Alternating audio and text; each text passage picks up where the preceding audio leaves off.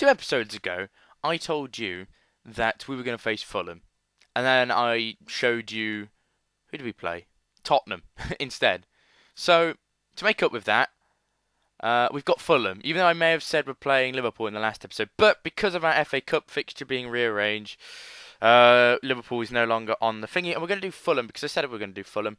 And we've had a little bit of a break since the last one, about a month's gone past. So let's talk about what's happened. And disaster struck. We fell into some poor form again.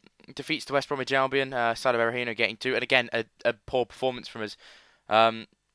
As far as converting chances, which has been the story of our season, we've just not converted enough chances. And West Brom took theirs and came out winners, which on the balance of play they probably deserved. We weren't good enough against Nottingham Forest, and Danny Ings made us pay. 2 goals for him, and that defence again wasn't good enough. 3 at the back. Luckily, I've sprung into action. Plan B is upon us. We lost, and with this game against Norwich, pissed me the hell off. We were 2-0 down in 2 minutes, and for the rest of the game, we were the better team and should have got something from the game. And the fact we haven't was very, very frustrating. Switching off in the early minutes, as you can see, look, 3 minutes, 1 and 2, 3 minutes. There was 24, but we concede early. We've been conceding early goals recently. Luckily, again, 12th minute isn't exactly late, but we somehow scraped past bottom place Bournemouth with a point. Somehow we should have got a win here. We should have got a win. Don't know how we found ourselves 2-1 down, especially in the late period where we pushed for the for the win. Philip Kiss and Antonio Luna both getting sent off late on gave us a good opportunity, but we didn't take it. Luckily, we had a moment's break in the FA Cup against Swindon, which gave us a good 4-2 victory, which hopefully can boost the morale in the camp. But who knows? It was a good victory from us. A bit disappointed to concede the 2 goals. But Bilal Uchi getting his first 2 goals ever for the club. Remco Koch, and a goal on his debut from Manuel Sid, the player I talked about last episode. He's joined us in on loan to the end of the season from Barcelona and looks a quality player, good player for most Premier Division sides. That 19 finishing 18 heading is a very big asset. So hopefully he can be a key player for us. Now we have brought in a few new players at this early days of the transfer window. And if we go by date, one of them is a new left back. Davide Santon joins us from Newcastle for £7.5 million. He's had a good couple of years at Newcastle, been there for a while, but we were battling it out with AC Milan, and to get him for £7.5 million I think is a good deal. Got in a very good, well-rounded left back who I think is going to be quality for us. Got lots of Premier League experience, and hopefully he can be a key player. Obviously not the youngest of players in at 27, roughly the same age as Aaron Creswell, but if we can get a good few years out of him, that'll be money well spent, I think. So hopefully he can solve our left-back crisis. We are in desperate need of a left-back so we can move back to our 4-4-2, which is what we have done. Obviously, we've got Agustin Camilliano. He's also a left-back. He's the backup, but he wasn't registered until January, so he's not really had a chance to play. Obviously, Sid, we've talked about, was coming on loan. And a backup right-back's coming, Shidibere Nakwali. Has joined us on loan from Manchester City till the end of the season. He again is just a support backup left back. Got some decent stats, some decent physicals, but as you can see, 15 passing, 15 tackling. He's a solid cover, really. Mario really hasn't been cutting the mustard, so he might get thrown into the first team. So it gives us options, Naquali, Odebajo and Mario to choose from. And that is what we will do. Other than that, not too much been going on. We increased our training facilities, so they're now on good. And I think we might be getting it again. No, youth facilities are being upgraded. We want to try and get the youth facilities to the best. Did we talk about the link with FC Herenveen? This is going to be a place where hopefully I think we can send players who don't have work permits to. I think you don't need a work permit in Holland. If I'm wrong, please let me know because I need to find another feeder club. But we've linked up with them and they've got a few decent young players we may have a look at in the future. Now, tactic-wise, we've gone back to the 4-4-2 as mentioned, and it's just it's really nice to be able to play this system again. Obviously, injuries were robbing that of us, but it's good to have that back. So let us put Santon and Camilliano in the matchday squads, while in the Rollwets register.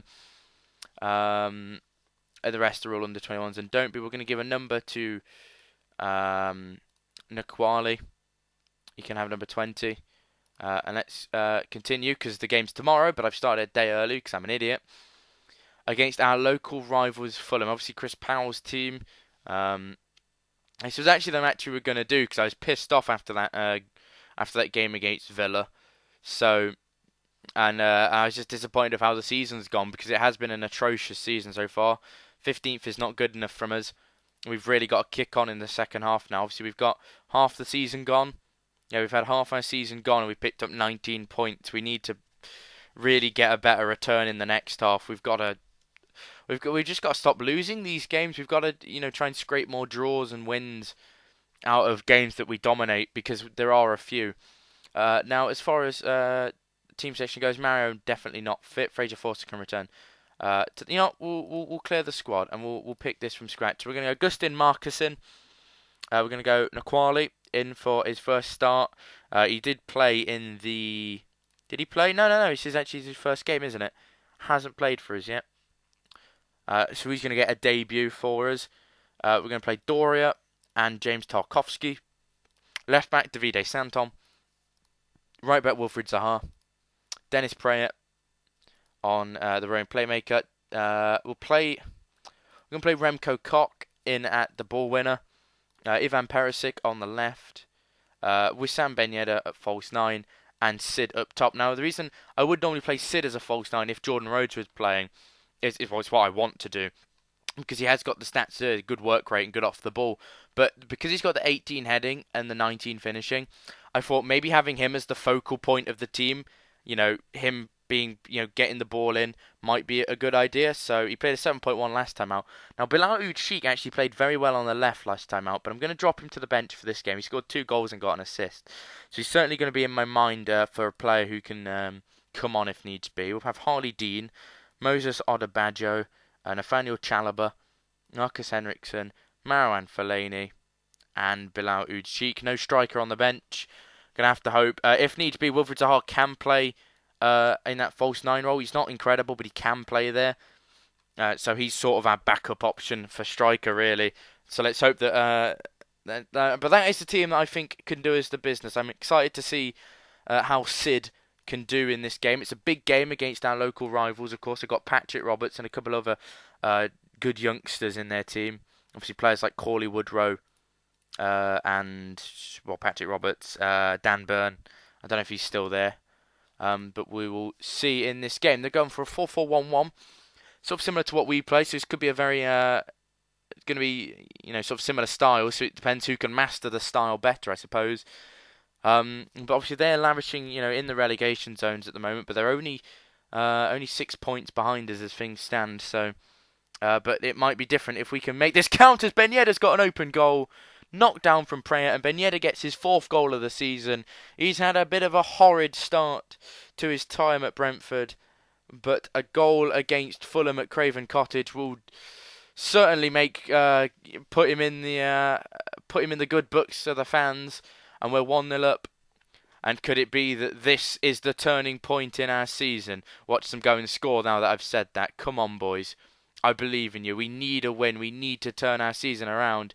My hope now is that if we want Europa League, Jesus Christ, that was close. Markusson with the save. Don't concede. They've got it's Alejandro Bedoya, the American international, and it's out for a throw-in. My hope is that if we're going to go for Europa League, it's going to have to be through the FA Cup. We're going to have to try and go on an amazing cup run. We've got Ipswich in the next round. Obviously, we beat Swindon in the last round, because I think 5th is beyond us. 5th, is beyond us this season.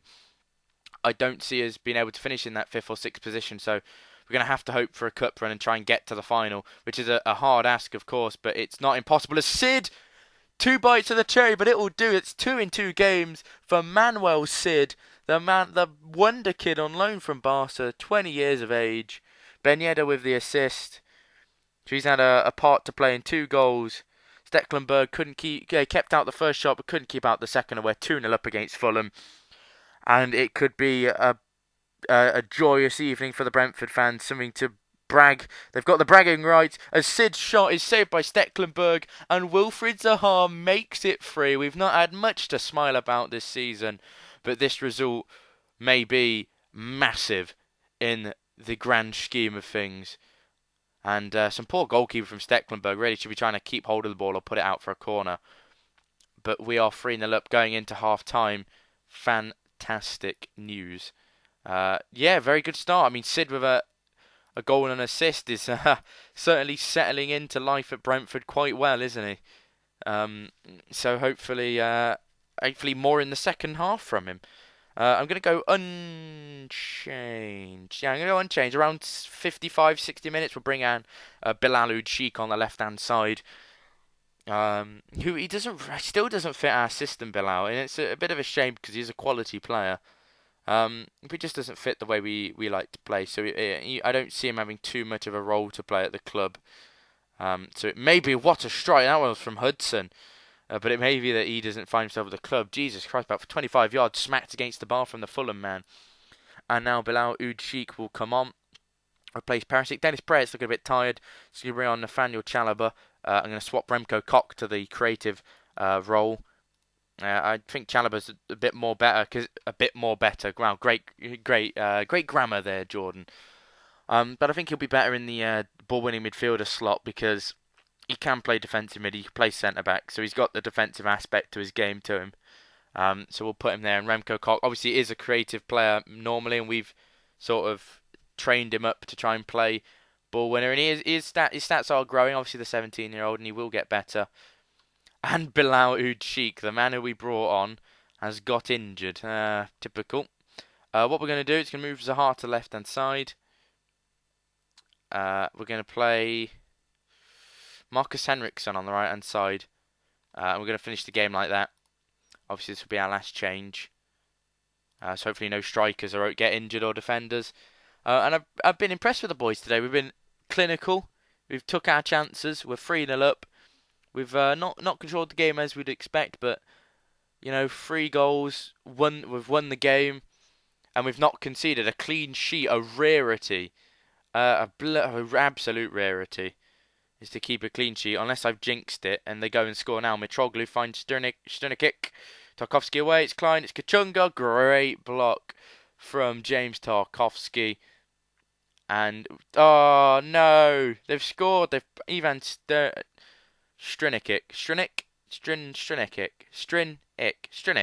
I don't know. Don't like his name. Free header. Marcusson can't keep it out. Poor defending. We've switched off. But we've won the game, I hope. I think this might be the last highlight. Naquali. Finds Henriksen. Back to Naquali. And we've took bragging rights of West London. Obviously, QPR, I did beat us, so perhaps they've got bragging rights. But we've beaten Fulham, and that will do. A 3-1 victory, good win for us today. And that is a massive confidence boost. Going into now a tough run of games, we've got Chelsea, Manchester United, I think Arsenal all up and coming. Bilal Sheikh's out injured as well. So I'm impressed by Manuel Sid, to be honest. He's took his chance.